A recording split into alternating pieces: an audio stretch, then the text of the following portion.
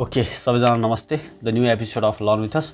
आजको भिडियोमा चाहिँ मैले यो सोलिड मोडलको अर्थोग्राफिक ड्रइङ जस्ट तपाईलाई इम्पोर्टेन्ट ठाउँको मात्र एक्सप्लेन गर्छु र अरु चाहिँ लगातार मैले स्लाइडहरु देखाउँदै अगाडि बढ्नेछु।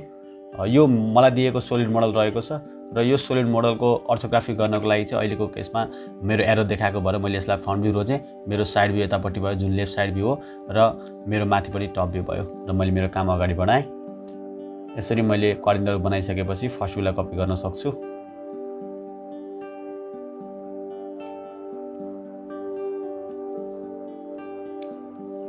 यो फ्रन्ट भ्यूलाई मैले कपी गरेँ अब यहाँ र फ्रन्ट भ्यूबाट जति पनि आउटलाइन देखिन्छ त्यो आउटलाइनहरु यहाँ बनिसकेको छ।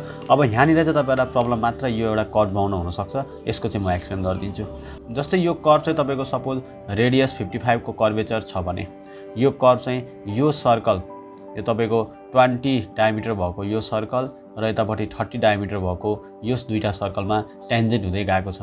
अब यो मलाई 55 को यो 55 रेडियसको कर्वेचर बनाउनको लागि सुरुमा मलाई सेन्टर चाहिन्छ। यहाँनिर तपाई सेन्टर देख्न सक्नुहुन्छ। यो सेन्टर पत्ता लगाउनको लागि चाहिँ यो सेन्टर पत्ता लगाउनको लागि चाहिँ कम्पासलाई यो पोइन्टमा राख्नुस्।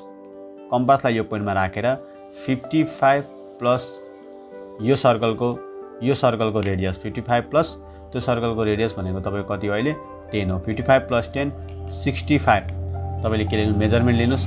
त्यसपछि यो कम्पासलाई यो टिपमा राख्नुस्, यहाँ माथि काट्नुस्।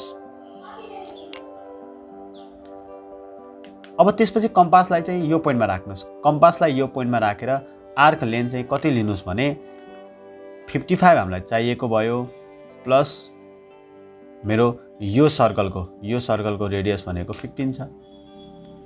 55 प्लस 15 भनेको मेरो कति भयो त 70 भयो।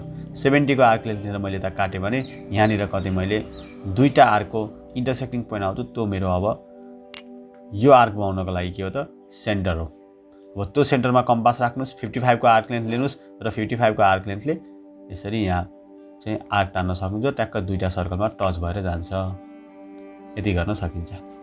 अब त्यति गरिसकेपछि चाहिँ अब मैले सबै प्रोजेक्सन लाइनहरु माथि लगेर टप भ्यू पनि बनाउँछु।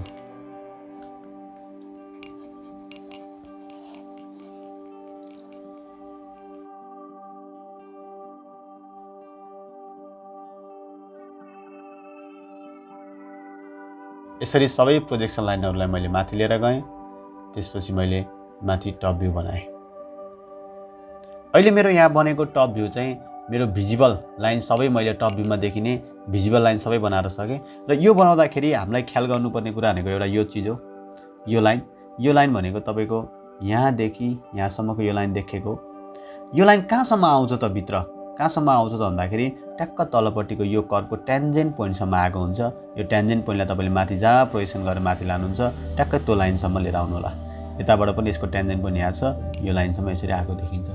त्यसपछि यहाँ अगाडि कति आछ भन्ने कुरा यहाँ 20 अगाडि आछ। यहाँबाट यहाँ 20 अगाडि आउने हो। त्यो भएर यहाँबाट यहाँ तान्न सक्नुहुन्छ, जसले गर्दा मेजरमेन्ट चाहिँ यहाँदेखि यहाँसम्म 20 होस्। त्यस्तै गरेर यो तपाईको डायमिटर यहाँबाट आइहाल्छ। डायमिटरको लागि प्रोजेक्सन गर्न सक्नुहुन्छ। यो कति अगाडि आउँछ त भन्दाखेरि तपाईको ओभरअल 30 हो। यहाँको चाहिँ तपाईको 10 छ यति चाहिँ भनेपछि 20 अगाडि आउने हो। यहाँबाट यहाँ 20 अगाडि आएपछि तपाईले पाउनुहुन्छ। त्यसै गरेर यहाँ पनि सर्कल बनाउने सेन्टर पत्ता लगाउन सक्नुहुन्छ। 10 यतापट्टि 10 माथि हो, 10 साइडतिर 10 माथि हो, 10 माथि 10 साइडतिर। त्यहाँबाट तपाईको सेन्टर आउँछ। त्यो सेन्टरमा सर्कल बनाउनुस्। यता पनि त्यस्तै गरी सेन्टर आउँछ, सर्कल बनाउनुस्। अब यहाँसम्म गरिसकेपछि मैले चाहिँ मेरो फ्रन्ट भ्यू र टप भ्यूको भिजुअल लाइनहरु सकिसके। अब यही लाइनहरुको चाहिँ प्रोजेक्सनहरु लाइनहरु लिएर गएर मैले चाहिँ साइड भ्यू पनि कम्प्लिट गर्न खोज्छु। मैले अहिले प्रोजेक्सन लाइनहरु लाँदै छु।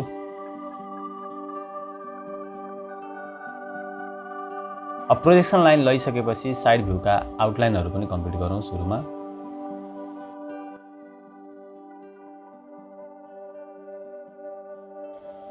यो थियो मेरो साइड भ्यूको आउटलाइनहरु। साइड भ्यूको आउटलाइनहरु के कसरी आएको भन्ने कुरा म एकचोटी सर भनिदिन्छु।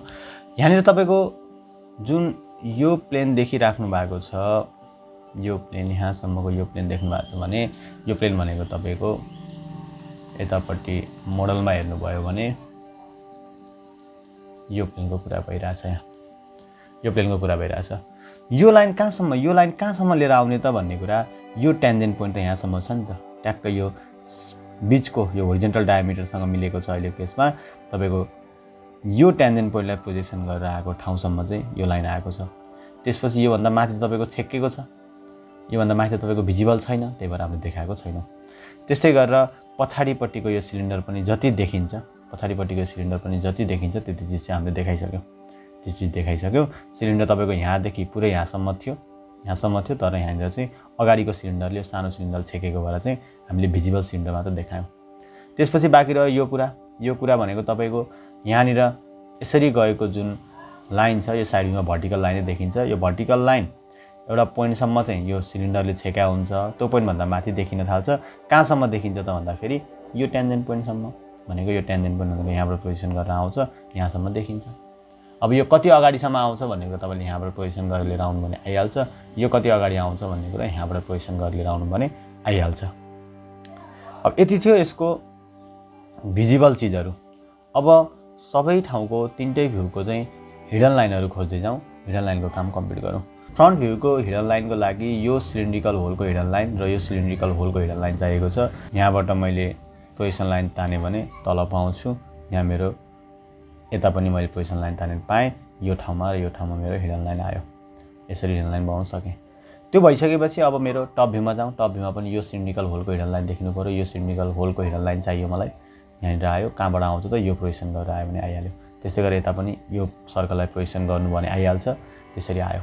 त्यसपछि टप भ्यूमा मेरो अझै बाँकी छ। तपाईँले यहाँ हेर्नुभयो भने मैले यहाँदेखि यहाँसम्मको लाइन त बनाएँ, तर यही प्लेनमा तलपट्टि जानुहोस् त। यही यसकै ट्याक्क तलपट्टि चाहिँ तपाईँको के छ त, यहाँनिर त कम्प्लिट यहाँदेखि यहाँसम्म लाइन छ नि, कम्प्लिट यहाँदेखि यहाँसम्म लाइन छ। तर माथिपट्टि तपाईँले भिजिबल यति चिज मात्र पाउनु भएको छ भनेपछि बाँकी रहेको चिज के भयो त, हिडन भयो। त्यो चिजलाई यता पनि हिडन गर्न सकिहाल्नु भयो।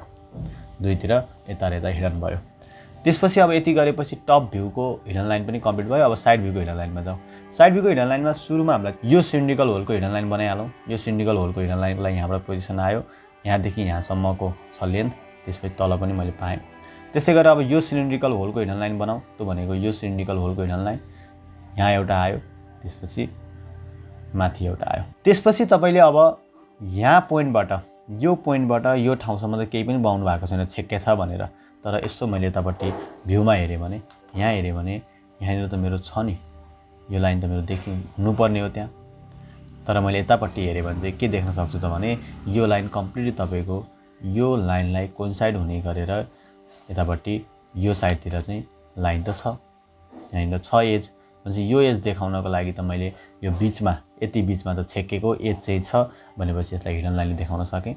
त्यसै गरेर यो कर्वको जुन एक्सट्रिम पोइन्ट छ, यो एक्सट्रिम पोइन्टलाई पोजिसन गरेर लिएर आएँ भने पनि यहाँनिर मैले एउटा होरिजेन्टल हिडन लाइन पाउँछु। त्यो होरिजेन्टल हिडन लाइन भनेको यताको ठाउँमा तपाईँको यो कर्व चाहिँ कहाँसम्म गएको छ त, जुन भनेको यो सिलिन्डरको माथिको सर्फेसभन्दा थोरै तल गएको हुन्छ। यहाँ देख्न सकिन्छ थोरै तल गएको छ। यसलाई पोजिसन गरेर लिएर आउनु भने यतिदेखि यति ठाउँमा पनि एउटा हिडन लाइन चाहियो मलाई। त्यसपछि मेरो बाँकी रह्यो यो सिलिन्ड्रिकल होल र यो सिलिन्ड्रिकल होलको जुन एकै ठाउँमा कोइन्साइड हुन्छ त्यो हिडन लाइन चाहियो, जुन मैले यहाँ पाउँछु माथिबाट पोजिसन गरेर आएको लाइनबाट। अब बाँकी रह्यो मेरो सेन्टर लाइन बनाउने काम। सेन्टर लाइन बनाउन सक्छु। यतापट्टि फ्रन्ट भ्यूमा मैले दुईवटा सेन्टर लाइन बनाएँ, यहाँ पनि सेन्टर लाइन बनाएँ, यहाँ पनि सेन्टर लाइन बनाउन सक्छु। त्यस्तै गरी यहाँ सेन्टर लाइन बनाउन सक्छु। सिमिलरली माथि यो ठाउँमा, त्यसपछि यो ठाउँमा पनि मलाई सेन्टर लाइन चाहियो, यो ठाउँमा पनि मलाई सेन्टर लाइन चाहियो, यो सिलिन्ड्रिकल होलको लागि पनि सेन्टर लाइन चाहियो, यो सिलिन्ड्रिकल होलको लागि सेन्टर लाइन चाहियो, यो सिलिन्ड्रिकल होलको लागि सेन्टर लाइन चाहियो। यति गरिसकेपछि तपाईँको ड्रइङ चाहिँ कम्प्लिट भयो। अब बाँकी रहेको डाइमेन्सनको काम छ, त्यो त डाइमेन्सन तपाईँले आफै गर्न सकिहाल्नुहुन्छ। आजको भिडियोलाई यति नै गरौँ। अर्को क्वेसन म नेक्स्ट भिडियोमा लिएर आउनेछु। त्यति बेलासम्म प्रतीक्षा गर्नुहोला। हस्त धन्यवाद।